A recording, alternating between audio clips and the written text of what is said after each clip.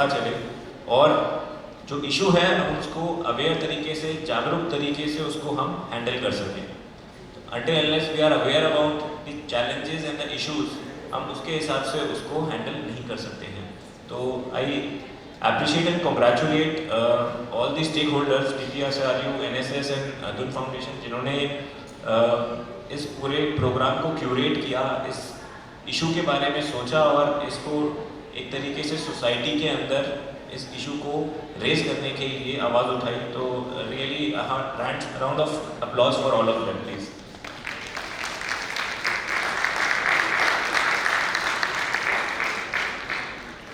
अब जो मुझे पता चला, थोड़ा बहुत मैंने भी गूगल सर्च किया बिकॉज मेरी भी अवेयरनेस लो ही थी और धीरे धीरे बढ़ रही है।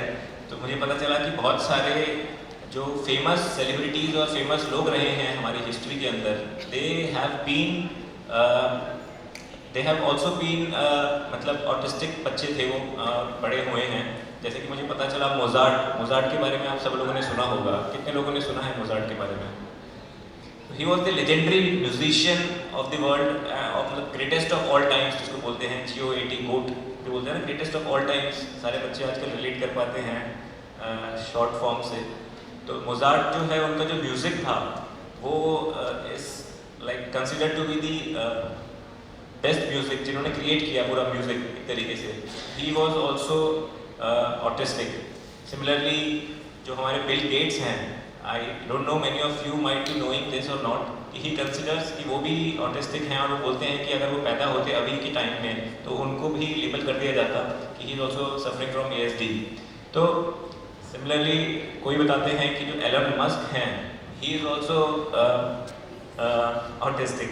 तो मतलब there are so many famous names, आप नाम लेंगे आपको पता चलेगा जैसे जैसे आप धीरे धीरे जाएंगे कि these are the people who actually suffer from issue which we generally try to label and act and see as a taboo। हम देखते हैं कि भाई ये तो अलग लग रहे हैं तो उनको हम टैबू कर देते हैं, बट ऐसा है नहीं।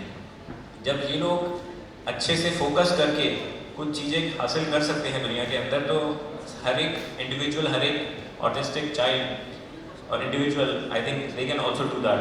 एंड स्पेशली मुझे भी पता चला कि डॉक्टर से मैं इंटरेक्शन कर रहा था, कभी से इंटरेक्शन कर रहा था कि they are specially talented, and जो टैलेंट उनके पास है वो हम लोगों के पास भी नहीं होता है।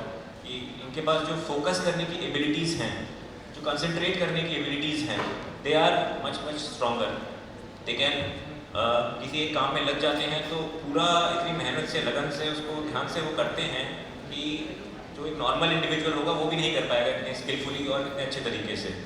तो जो इसलिए आई थिंक नाम भी दिया गया है दिव्यांग, मतलब कि जो उनके पास एक सिक्स्थ सेंस होता है, जो एक स्पेशल एबिलिटीज़ हैं, वो हमें उनको रिकॉग्नाइज करना है उनको, और कोशिश करनी है कि उनको हम सोसाइटी के अंदर कैसे इंटीग्रेट करें, उनको किस तरीके से हम नॉर्मल फील कराएं, बेटर फील कराएं।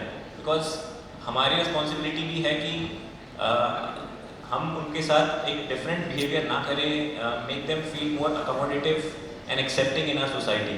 तो इट इज़ नेसेसरी कि हमारा जो अंडरस्टैंडिंग है वो बेटर हो, जिससे कि हम उनके साथ उस तरीके का बेटर बिहेवियर कर सकें। इनफैक्ट पुलिस के अंदर भी हम लोग देखते हैं कि we deal with so many different types of people, अलग अलग टाइप के लोग होते हैं।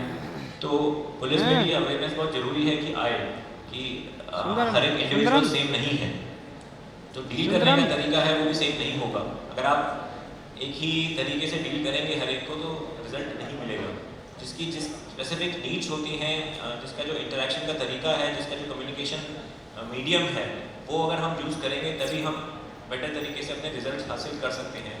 जो हमें कई बार लॉ एंड ऑर्डर में भी हम फेस करते हैं, जैसे प्रोफेसर साहब भी बता रहे थे अभी कि हम कई बार लगता है कि जाते हैं किसी इशू पे, कोई PCR कॉल होती है, उस पर जाते हैं, देखते हैं तो पता चलता है कि वहाँ पर जो बिहेवियर है वो ठीक नहीं है। बट एक्चुअली में अंडरस्टैंड करने की ज़रूरत है कि बैकग्राउंड क्या है, हिस्ट्री क्या है इशू का, और वो उस तरीके का बिहेवियर मैनिफेस्ट क्यों हो रहा है। जब हमें पता चलेगा उसी तरीके से हम उसको बेटर कर पाएंगे।